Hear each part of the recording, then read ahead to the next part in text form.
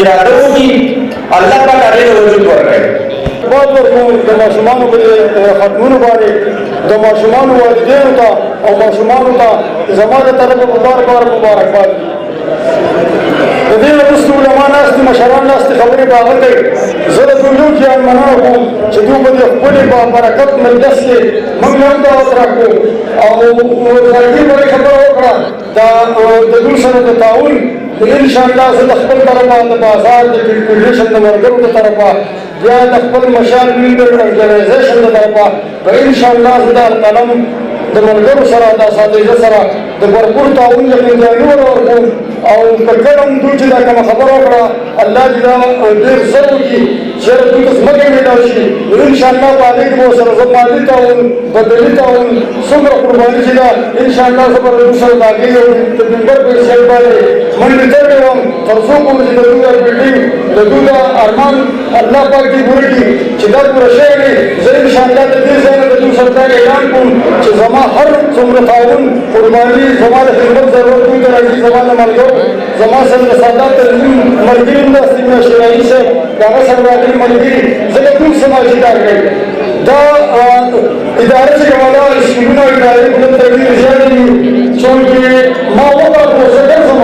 زه به د هغه دې درځم زه به ورغلم نو یقینا چې دا ستایي ول او زه د شرکو مرقلم زه د دې طلبه مر په لار د مخ راځي زه دا خبرې مو زه دا ورته کوم کوم مختلف سکولونو د ماشومانو سره ملاویم نو زه دوی اساتذه ته د دوی شتاب ته شرعي تحصیل پیش کوم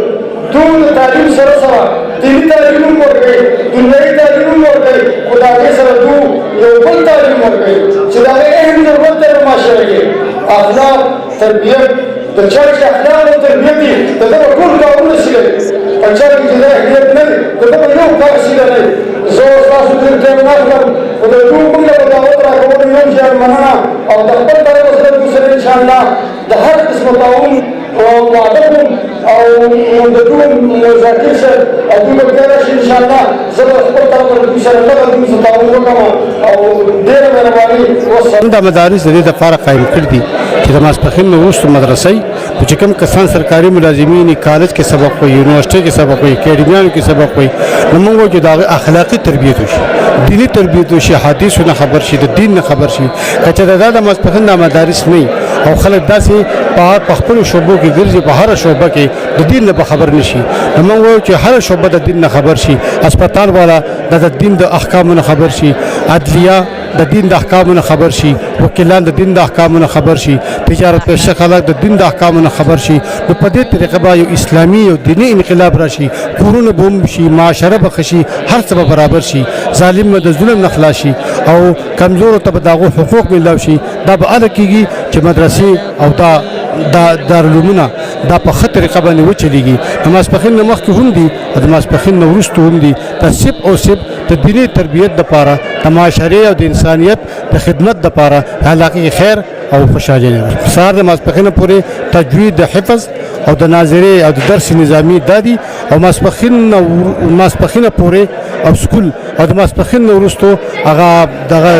د دارالعلوم د درس نظامي چې ورته وایي د وفاق سره ملحق هغه سبقونه دي نو په کامیابه طریقه باندې پکې لیکچرران پروفیسران ډاکټران دا لګیا دي هغو په دې کې خپل سبقونه ووي چا څلورمه درجه چا پنځمه درجه انشاءالله راځي شپږمې درجې ته پکې ورسېده کال دوه بعد به دغه خلک د دې نه فارغ شي یو طرف ته به پروفیسري بل طرف ته به عالمي یو طرف ته به لیکچرري بل طرف ته به عالمي یو طرف ته به ډاکټري بل طرف ته به سره عالمي یو طرف ته به حافظي بل طرف ته به عالمي یو طرف ته به اعلی بزنسمني بل طرف ته به عالمي یو طرف ته به وکیل او ججي بل طرف ته به عالمي یو طرف ته به انجینیر وي بل طرف ته به عالمي ان شاء الله العزیز هر شعبه کې به دغه دیني انقلاب الله تعالی د مدارسو د وجه نه راولي موږ سرپرستي کوو او خلکو له پیغام ورکوو چې تاسو راشئ او په دې ادارو کې زموږ سره مرسته وکړئ خپل ماشومان راولئ په خپله باندې راشئ او علوم حاصل کړئ چې د علاقه او معاشره دا آباده شي